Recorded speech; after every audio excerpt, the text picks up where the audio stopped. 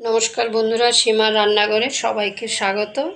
আমি একটা অনেক পুরানো দিনের রান্না আপনাদের সাথে শেয়ার করব। চিংড়ি গাঁটির টক। এটা কিন্তু গরমকালে ভীষণ একটা ভালো খাবার। আর এটা কিন্তু আমার মা ঠাকুমাদের কাছ থেকে বানাতো, খেতাম। যাই হোক, সেটা আপনাদের সাথে একটা পুরানো দিনের রান্না শেয়ার করছি। কি লাগছে দেখুন। গাঁটি সবাই মোটামুটি চেনেন, আর নতুন রাঁধুনিরা যাতে চিনতে পারে, এই যে গাঁটি, এটা কিন্তু দেশি গাঁটি, কালো। আর একটা সাদা গাঁটি পাওয়া যায়, এটা বেশি খেতে ভালো। এটা না পেলে সাদা গাঁটি দিয়েও বানাতে পারেন। আমি একটা গোটা রেখে দিয়েছি, ক্যামেরার পেছনে কেটে নিলাম। এদিকে লাগছে চিংড়ি মাছ, তেঁতুল, চিনি, আর এদিকে লাগছে শুকনো লঙ্কা, সর্ষে। আমি লঙ্কাটা মাঝখানে চিড়ে নিয়েছি। আর বাকি উপকরণ রান্নার সময় দেখিয়ে দেব। আর একদমই বেশি, একদম সিম্পল, কিন্তু খুব মশলার দরকার নেই। আর রান্নাটা হবে সর্ষের তেলে। চলুন রান্নাটা শুরু করা যাক। আমি কিন্তু কড়াটা বসিয়ে দিয়েছি, এদিকে গ্যাস অন করে দিলাম। আমি সবার আগে চিংড়ি মাছটা ভেজে নেব। আর আপনারা চাইলে কিন্তু গাঁটি কচুটা সেদ্ধ করে নিতে পারেন একটু হালকা করে। আমি কিন্তু সেদ্ধ করছি না, এটা দেশি গাঁটি কচু তো খুব সুন্দর, এমনি কষাতে কষাতেই অনেকটা সেদ্ধ হয়ে যাবে। যাই হোক, আমি কিন্তু সর্ষের তেল দিয়ে রান্না করার চেষ্টা করবেন। আমার তেল দেওয়া হয়ে গেল। আমি এবার চিংড়ি মাছগুলো ভেজে নিচ্ছি। আচ্ছা, আরেকটা কথা বলছি, আমার চিংড়ি মাছ দিয়ে দেখাচ্ছি বলে চিংড়ি মাছ দিয়ে বানাতে হবে তা না। আপনি যারা চিংড়ি মাছ খেতে ভালো না বাসেন, শুধু গাঁটি দিয়েও টকটা বানাতে পারেন। আচ্ছা, আমি এখন চিংড়ি মাছগুলো দিয়ে দিচ্ছি। আমি নুন দিয়ে দিয়েছি, আর এখন হলুদ দিয়ে দিচ্ছি। খুব বেশি ভাজবেন না, চিংড়ি মাছ খেতে এমনি শক্ত হয়ে যায়, খুব বেশি ভাজার দরকার নেই। দেখুন, আমার কিন্তু চিংড়ি মাছগুলো ভাজা হয়ে গেছে। এই চিংড়ি দিয়ে বানাতে হবে না, যেই চিংড়ি থাক, ছোটো চিংড়ি আছে সেগুলো দিয়েও বানাতে পারেন। আপনাদের পছন্দ মতো বানাবেন, কোনো অসুবিধা নেই। আমি এক এক করে চিংড়ি মাছগুলো তুলে নিচ্ছি। আমি এই 2 চামচের মতো তেল দিয়ে নিচ্ছি। আমার কিন্তু তেল রয়েছে, যেহেতু টক, খুব বেশি তেলের দরকার নেই। আমার কিন্তু তেলটা গরম হয়ে গেছে। এখন আমি শুকনো লঙ্কাগুলো মাঝখানে চিড়ে নিয়েছি, দিয়ে দিচ্ছি ফোড়ন, দিয়ে দিচ্ছি কালো সর্ষে। একটু স্মেলটা বেরো, বেশ একটা ভাজা ভাজা, বেশ সুন্দর একটা স্মেল বেরিয়ে গেছে। এখন আমি গাঁটিগুলো দিয়ে দিচ্ছি। স্বাদ মতো নুন দিয়ে দিচ্ছি, নুনটা আপনাদের স্বাদ মতো দেবেন।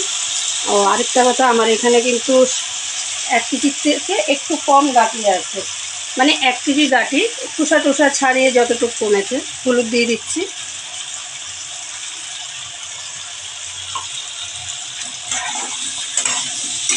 একটু ভেজে নিতে হবে।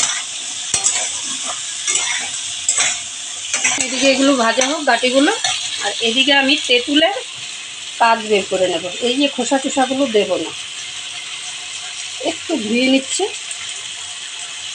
তেঁতুলটা আমি ধুয়ে নিলাম, এখন আমি জল দিয়ে দিচ্ছি। এইভাবে একটু হাত দিয়ে চটকিয়ে নেবেন, নিয়ে তেঁতুলের কাজ বের করে নেবেন।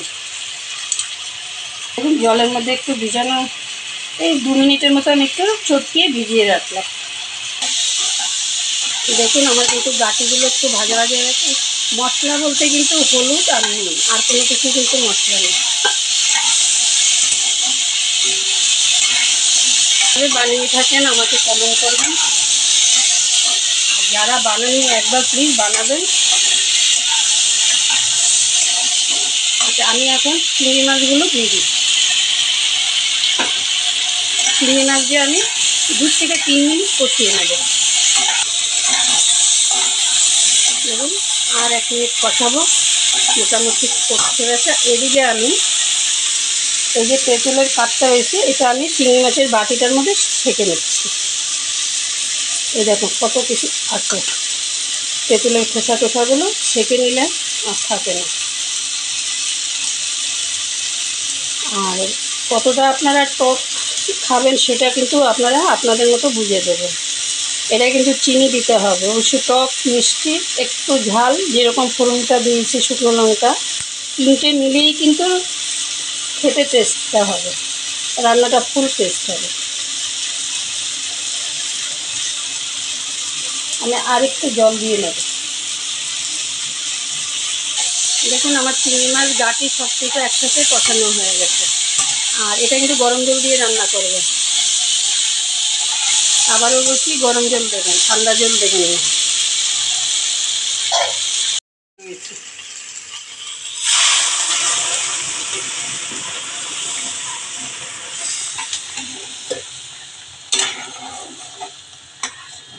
এখন গাটি কচুটা যতক্ষণ সেদ্ধ করতে টাইম দিতে হবে।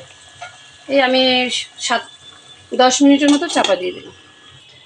চলুন দেখি, 10 মিনিট পর ফিরে আসলাম। আমি কিন্তু ক্যামেরার পিছনে একবার নেড়ে দেখেছি, দেখুন একদম কিন্তু সেদ্ধ হয়ে গেছে, দেখেছেন একদম গলে গেছে। এখন কিন্তু আমি তেঁতুলের কাঠ বের করে রেখেছি, ওটা দিয়ে দেব।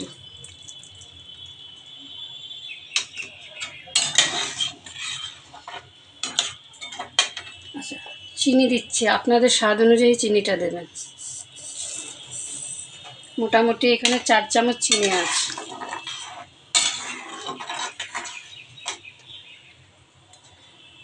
এখন আমি আর 2 থেকে 3 মিনিট চাপা দিয়ে দিচ্ছি। রান্না কিন্তু আমার রেডি। চলুন দেখুন, আমার চিংড়ি গাটির টক কিন্তু একদম রেডি।